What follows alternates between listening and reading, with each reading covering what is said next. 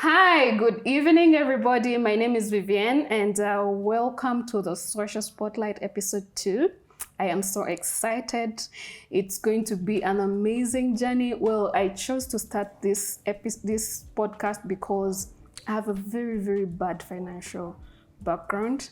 I do not know how to budget. I do not know how to plan for my finances. So it is my journey to learn. I am not an expert. Don't come for me. It is a season for me to learn more about finances, how I can become a future billionaire. Come on, guys. So yeah, thank you, and looking forward to delving into this amazing topic for today, that is millennial money mindset. I am a millennial, and many a times, we are constantly in struggle mode. Today, I have an amazing guest that I will invite to introduce himself. Thank you, V or Vivienne. V. Good evening, everyone. My name is Peter Andrew Mugarura. I'll introduce myself. I'm a millennial myself. I always thought Vivienne was Gen Z, but clearly I had her dates mixed up. But I am a millennial myself. I work with Prudential, where I head marketing, communications, and brand. And also, when I'm not away from my Monday to Friday, I'm a cattle keeping Ugandan. So I think that's basically about it. Thank you so much, Peter, for joining us today. Well, I am an events planner, and when I'm not planning events, I am podcasting. And when I'm not podcasting, I own a cleaning services company. So, well, today I am so thrilled. I've known Peter for quite some time. And I always love following you. You know, the posts are so hilarious. They're so amazing. So yeah, this one I'm so excited about. So Peter, when you think of the millennials, what are your fond memories? First of all, growing up. So first and foremost, like I said, I'm a millennial. And I think millennials right now, we all know we are in the middle of our years, almost knocking at the tail end of our life, to put it that way. But as a millennial, I think one of the things about being a millennial, or this generation of people, is that we were born at a time when the world was going through a very big shift in terms of how we access information, how we communicate, what we learn. In very many ways, before the advent of the Gen Z, these are people who were born, I think, 2000 and going up, or 1996 going up. Those and us are two generations that are perhaps the most informed, most knowledge-based generation that ever walked the earth. So it's exciting times to be born in the generation, because now you have the internet, communication is easier. But at least when I grew up, I wrote letters. I remember writing letters and putting them in the post office. Okay. I had a pen pal. I think some guy called something Wilcox in England, and write letters, take them to the post office to be taken.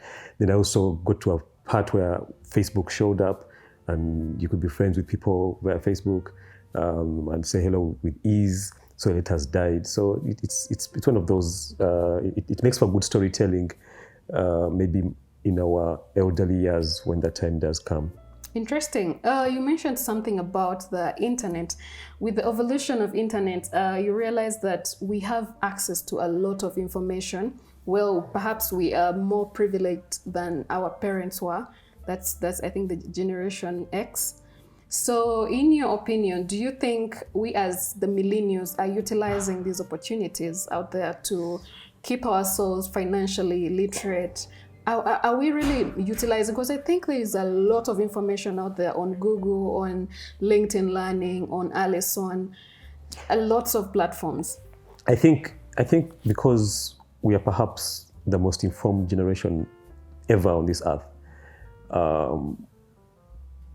I think what we have utilized a lot for the internet is to use the opportunities it gives. People I've met self-taught programmers, software programmers. I've met self-taught pianists, self-taught guitarists. We are here today doing a podcast, right. Thanks to the internet. So a lot of podcasters have arisen, YouTubers as we know them. These have become mainstream ways of earning money. On whether we've used the internet to be financially better, I think that depends on someone's habits and someone's thirst for knowledge. But as you know, the most consumed type of information really on the internet is entertainment related, music related, and the things to do with financial habits and all that are not the most consumed. For example, I wouldn't bill myself as the best financial person. Right. I think I'm terrible. I'm like any other person, juggling here and there. Right. But the beauty about living, like they say, you live and you learn. So I have had my own personal experiences with money that have taught me a lot. I can say I've been to the edge and back, partly because of some money decisions I made.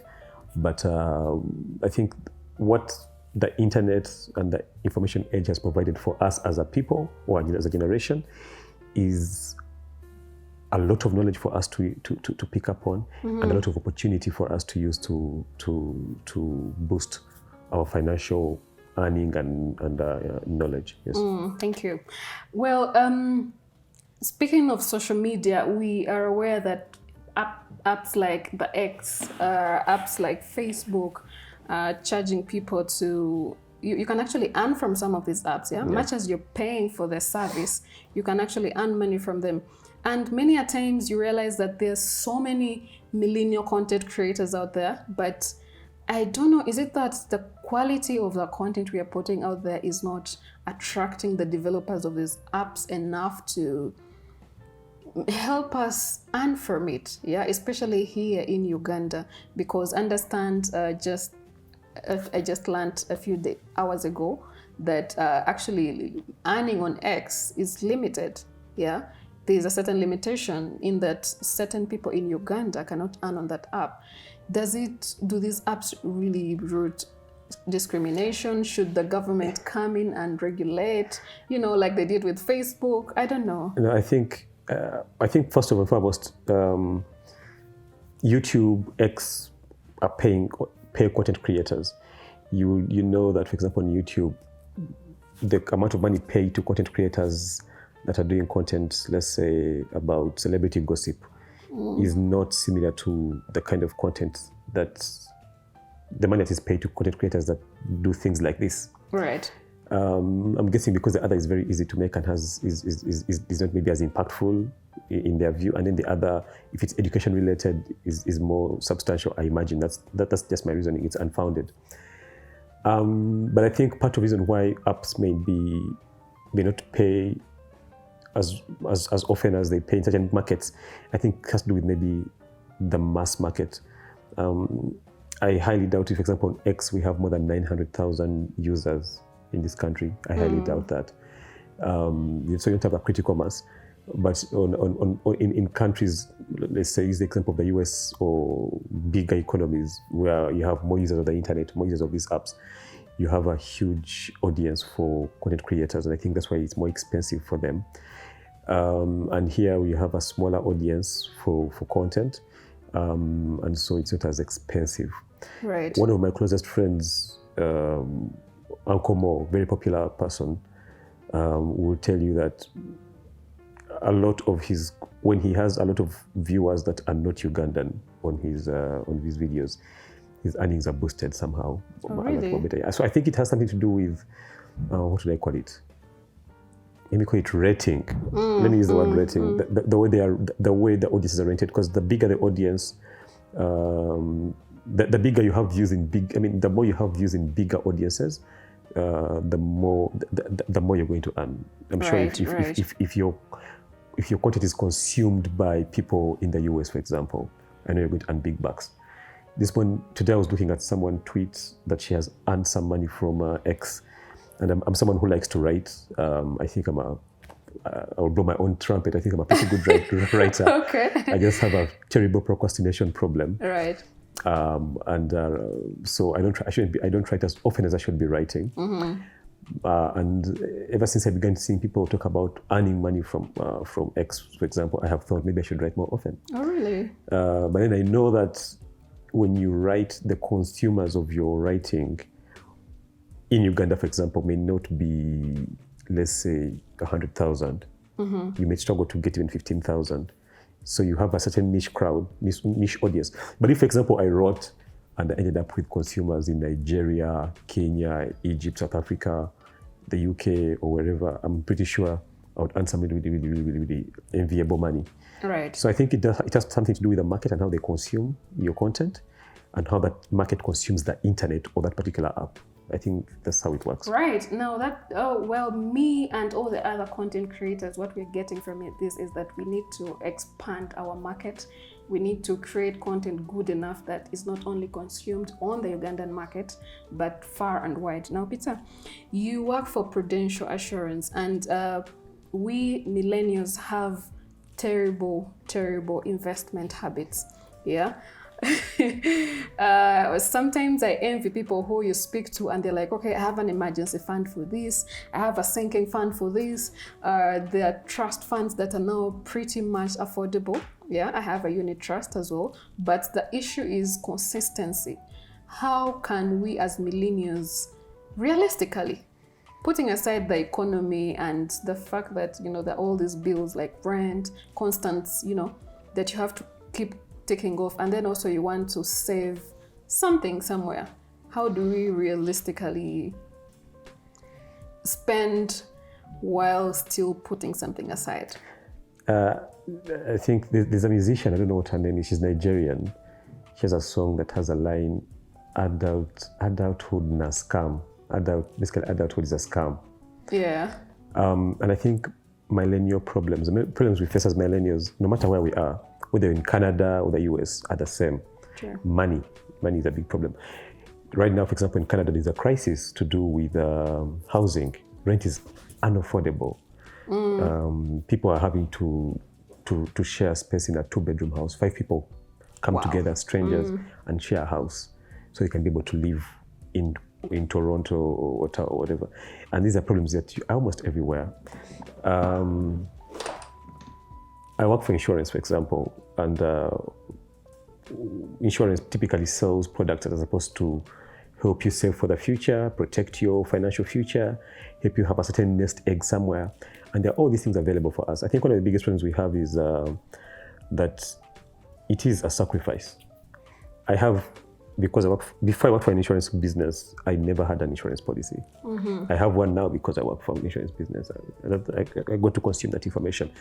But where I come from, typically when you get money, you're either going to buy a cow, because I say I'm a cattle keeper, and that's seen as your reservoir for money. But it's a sacrifice either way. For you to make the decision that every month I want to let go of 100,000, 200,000, 300,000, 400,000 every month for the next many years is a tough one. And in the world we live in right now, there are things called wants, like what is called. There are wants and needs. Our wants are in our faces all the time. True. Yeah, the new iPhone is coming out, I think, in about 4 weeks, maybe. Or 5 weeks or 6 weeks. So the iPhone 15 is coming out. And the conversation everywhere you turn when you get your phone will be about how awesome the iPhone 15 is, how beautiful the what they call this watch, the iWatch, whatever they call it. iWatch, yes. How good the earbuds are, or the AirPods. And the need for you to have one, to buy that is very, very high. When a new restaurant, a new fancy restaurant opens in town, everyone is going there. It's in your face, it's everywhere. Everyone's talking about this place, and you feel like, oh my God, I'm not part of the it crowd. When you're a certain age, people expect you to have a car. People want you to get a car. You feel the pressure. Oh, my friends have cars. I need to get a car myself. And even when you have no money to do that. But while you're still thinking about how much money you need to buy a car, a bank is telling you, we can give you this much money, and you pay it off your salary every month. And because the temptation to give into your wants is all over. Pressure.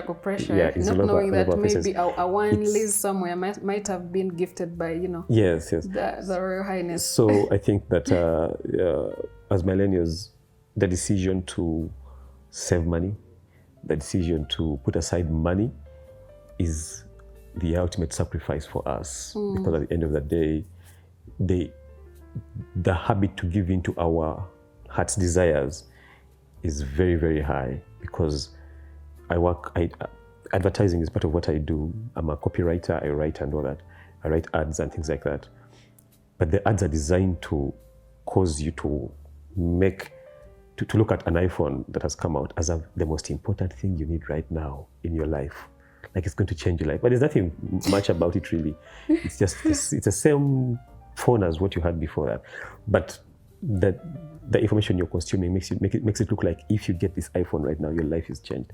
So I think for us to be able to sacrifice, whether you're buying a life insurance policy, or we are getting a fixed deposit account or a unit trust, is a sacrifice. But the beauty about it is that a lot of millennials now are into things like unit trusts have become a big deal. They are in circles, they are in investment clubs, they have life insurance policies. They have gotten into that space to try, and because of all this information that is around us about how you need to prepare for tomorrow. All right. Yeah. So I think, like you asked, millennials, given the amount of information we have, I think the decision is normally personal. For you to make this decision and say, you know what, I need to put aside a certain amount of money, it's normally personal. And whether you choose to live in the moment now is really up to you. Most times we choose to live in the moment if we can afford. But also it depends if you're unable to earn the money to put aside. If you just need to survive today and you're not able, then that's understandable, because your situation is precarious, like they would say. Right. But if you are able to set aside a certain amount of money because you have a job that affords you maybe an extra 100,000 on the side, then that's a decision that is purely personal. I like to use my example. I say I don't have the right to speak to anybody about, oh my God, save money, blah blah blah. But yeah, I think in 2016, and it's funny we've had this conversation now, because this week marks about what, maybe about 7 years. So in 2016, I had a job. I was working at a telecom that has since closed. I had just taken out a loan on my salary to take care of some things, and then I lost my job. Wow. Like 4 weeks after, and I'd already used up the money. So the bank wants its money. I do not have the job to pay back, because the money was getting off my salary. I had just moved from home, because unlike most people, I moved from home to start living alone when I was about 34. Right. So I just moved into a house that just started renting. The day I lost my job and I can't go back home. So for about 8 months, I had no source of earning at all. The bank is on your case, your landlord is on your case. And then when I got my first gig, or my first jobs, I began a consultancy. When I got my first client, everything I was earning, I was literally carrying and giving the bank. You know, here's your money, here's your money. And for about 2.5 years, I was literally working for the bank until 2018, around this time when I finished up everything. But that set me back. It caused me to, it paused my progress purely because of that. So I think it's the decisions we make really matter. And you can never know what's happening in the future, but the decisions you make then matter. Because now I got into a situation because I made the decision to get a salary loan to do some things, you know. So now I think I know better. I don't think I would get a salary loan just like that. And if I was to get it, I would get it for something right. that I would easily sell off to give back the bank. But ever since then, I think I've gotten into an investment club. I've gotten into a circle. I've gotten into a life insurance. I have a life insurance policy. I know that in a few years, I'll get this amount of money. And even if I passed away, if I had a family, if I had children, for example, I will get this amount of money. But now, since I don't have children, maybe my mother, if she's my beneficiary, or my sisters, will get this kind of money if I passed away all of a sudden. But I know that in a few years, maybe in 1 or 2 years, I'll be earning a certain amount of money that I've been putting away for the last 4 or 5 years. So it's decisions that you make really that set you up for financial success or not, right? Depending on how your earning is. Interesting. I think we really do not talk much enough about how you see how you lost your job and then you were in that financial dilemma for a very long time. We as millennials, in my opinion, we have become so comfortable lying to ourselves as well as the people ourselves. We do not know how to be very realistic with ourselves. I have equally been unemployed for more than 9 months. And it's tough, it's tough. Do you know what it means to be there? And then anytime you're like, okay, landlord, you have to feed, you have to do basic needs, you have to not show people out there that you're dying of depression. So it's really, really relatable. And I believe very many people out there can relate to this particular situation. So thank you for sharing that. Now, in Uganda right now, and also, of course, across the world, millennials increasingly adopting the gig economy and the side hustles. Do you think we as the Y generation are doing it right? Because many a times, some of these people have really, really amazing ideas, but they're not registered. We are taking some of the things for granted. We are not doing enough research. What do you think are some of the challenges the side hustles are facing, or are we actually able to balance between the side hustle and the main job? Or even, can you just wake up one day and decide, okay, now I'm going to my side hustle? I think a lot of times when people talk about side hustles, it's easier said than done. Right. And I think a lot of times side hustles, there's a thin line between side hustle and passion project, in the sense that I might look at myself and say, I think I'm very good at arranging my sitting room. Therefore, I should start an interior design business. Without thinking about things like, is there a market for it? Do people actually go out there looking for interior designers? Are people going to be falling over themselves for you to use your work? So I think also side gigs matter how we pick them up. I think we just pick up side gigs based on how often people say you're good at something. One of my side hustles was emceeing at weddings. Yes, I used to do that often. I just lost the passion. I used to do that often. I used to MC out, and I think it's a very worthwhile side gig. Again, I will say one of my closest friends, Uncle Mo, you know, he has a wedding almost every weekend. Yeah. And I think he's earning some really good money off that.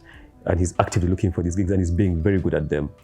And so I think for a side gig, it has to be something that's going to earn you money, that's going to make it worthwhile for you, and you have to be good at it. True. Whether you're going to be a side gig as an accountant and you have your own accountancy tax client on the side, or you're good at being an MC at a wedding and you're going to line up all these wedding gigs, or you're good at making tea, making juice, and you're going to get all these clients on the weekend. I think side gigs work very much like a business. You need to put in the effort to find the clients. You need to work towards getting the clients and making yourself better and being the best at what you do. So that by the time you choose and say, you know what, I'm done with this work, the 9 to 5, let me go make my gig, my 9 to 5, it's worth it. Right now, I would say my side gig is my farm, my cattle is my side gig, I'll put it that way.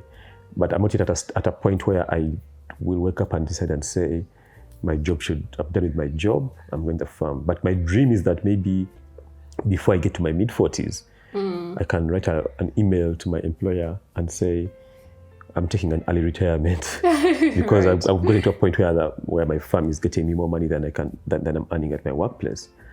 So side gigs are a good thing, but I think we need to think carefully about side gigs. We should not confuse our passion or the things that excite us to be good enough to be a side gig, because you need to think about the market, the need you're feeling, and how you're earning. So I think that's why side gigs aren't even registered, because it's really your business. For example, before I joined Prudential as part of the staff, they were my client. They were my biggest client at that time for digital communications. Right. And when they asked me to join them, I had other clients. Had about 4 other clients. And so I thought, I'm going to be part of Prudential now, so I'll have my other clients as my side gig. But the time, the energy was not there. You're tired from your 9 to 5. And so I ended up letting go of these guys to be able to concentrate on what I was doing what I'm doing with Prudential at the moment. So that's why I say my side gig right now, what I look at as my side gig is my farm. if I chose to go back to emceeing at weddings, then it would become my other side gig. If I chose to become a serious writer and get people to read the stuff I write, then that would also be a proper side gig if I'm earning from it. Yeah. So the gig economy, the good thing is there's a lot of opportunity for gig economy. I'm seeing people earning money off their tweets. You're seeing people earning money off emceeing, people earning money off, what else do people do for gigs? Ushering. I don't know if that is a proper side gig though, because the money is not life changing. True. Maybe events, decor. I know I have friends who are doing decors at events, and they're earning money, and they're getting busy and getting clients. Yeah. So I think that's my take on side gigs. Interesting. I think many a times as millennials we are quick to jump onto very many schemes. Like for example, when it comes to investment, let me give an example of just recently, Airtel listed, so that people can buy shares. And also previously, MTN had listed for people to buy shares. And then also there are very many other schemes that have come on board for investment and all that. But you realize that many a times we as millennials, we dive into these schemes without properly understanding them. Is it that we are easily influenced? Are we easily gullible? Because sometimes you're going to find that I'm going to do this because my friend has also signed up. I don't want to be left behind. Yeah. So do you think we are easily gullible as millennials, or are we in the right track? I don't know if gullible would be the right word to use. I think it would be too strong a word. Okay. I would say the need to make money as soon as yesterday is very high, and we are born at a time when, or we are living at a time when everyone is throwing all kinds of things in your face. Normally when I'm on the internet, I'm seeing things to do with affiliate marketing. You're scrolling through TikTok, for example, and some guy comes up and says, let me show you how to make money without having to break a sweat. Affiliate marketing, so all kinds of things are being shoved in our faces, right, as ways to make money in an easy way. And the truth is, anybody would fall for the idea of quick, easy money. So that's how you end up with people losing money to, cryptocurrency. They don't understand what's happening, but someone has told them. Most of these stories are normally anecdotal. Someone tell you, oh, I have a friend whose father's friend is earning about 10 million shillings per month from cryptocurrency. And then you're thinking, I should get into that because it seems like easy money. So they're not gullible, really. It's just that when the proposition for easy money is put on the table, or for easy ways to make money is put on the table, you're most likely going to fall for it. True. The IPO for Airtel is coming up. Everyone knows buying stocks is one of the ways that people recommend for you to be able to diversify your investment portfolio. And so, even I have thought about buying stock. Okay. Airtel stock. I think what people need to do is immerse themselves in the information about the stock or about the IPO, so that they know that the investment they're going to make is worthwhile. So they can understand it very, very well. But I think a lot of times, because finance is generally a boring subject for non-finance people. Yes, it is. So people don't want to read up on things. They want to hear the blanket statement about it, saying, if you get Airtel stock, you're going to make money, or you're going to get residual income. That's all they need. They don't want to read about what it means, what kind of shares they're getting, what do they mean, what are those kind of shares. We don't have that time. And even if someone put up a whole class on it, nobody will pay attention. I know that Airtel has been running a few sponsored ads in the digital space about their forthcoming IPO, but I'm sure the views are very few for those. As in, people will see the first few seconds and then move on. So I think before we make such decisions, whether you're going to invest in what they call it, in stock, you're going to invest in crypto or whatever it is, read up on it, understand what it is, so you can know what you're getting yourself into. But a lot of times we are tempted by the bottom line, which is, I'm going to make money. So you dive right into it. Yeah.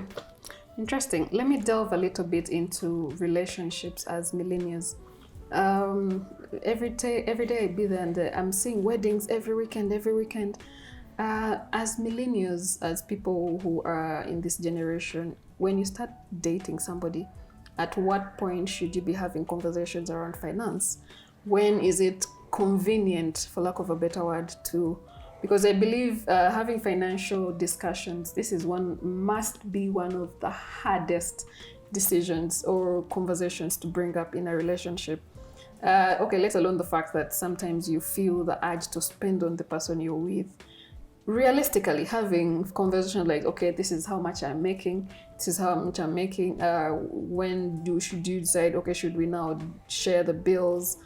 I'm assuming that is when you're probably moved in with this person and all that. At what point is it convenient to have these conversations? First and foremost, I'm no relationship expert. Okay, from your experience. And I'm probably going to preach what I'm going to preach what I don't practice. Or what I've never practiced. But what I would say is when you decide that, I imagine money conversations happen when you're convinced that Vivian is the person I want to spend the rest of my life with. Then the conversations to do with money are going to be very important. Because you need to speak about how you're earning, how you're going to split the bills. And I think money conversations are generally very hard conversations to have, even with friends, even with your own siblings. So they are very, very complicated conversations to have. But also they are important conversations to hold. So I've had. So I know a couple, one of my close friends who have had that conversation. And they know how they handle money when it comes through, where the sources of income are, and how they split their bills. So I think it's only right that if you're serious about somebody, about a girl, a guy, that at some point, away from the "I miss you," "Oh my God, you're so beautiful," blah blah blah, the conversation on money has to be held, or it has to be had, to understand. Because at the end of the day, money is going to be very, very important. To cater to the needs of the family, and you can't keep someone in the dark over that. So I think at the point where I decide that, you know what, I think Vivian and I are in this for life, then yes, conversation should be held. So I hope that when I get to that point, I also have the courage to have that conversation. Interesting. Yeah. Recently, I read statistics that Uganda has the largest population of millennials at about actually 78%. So in my millennial thinking, shouldn't this be the time that we are owning up spaces to take major financial decisions in the country? Should we be fighting for rights to let us have access to places like the Bank of Uganda, where we can make financial decisions that affect this country, that affects we as millennials, but also affecting very, very many generations to come? In the ideal situation, yes. In the real world, no. Because even though we are 70 or 72% millennials, at the end of the day, we are born in a system that is structured already and runs in a certain way, and we have to fit into that system. And so I think for me, the beauty about it is that millennials are increasingly getting into positions of power and decision making, whether in private sector or government. And so they should be the change they want to see, or should bring the change they want to see in those spaces, because they are now getting to those positions.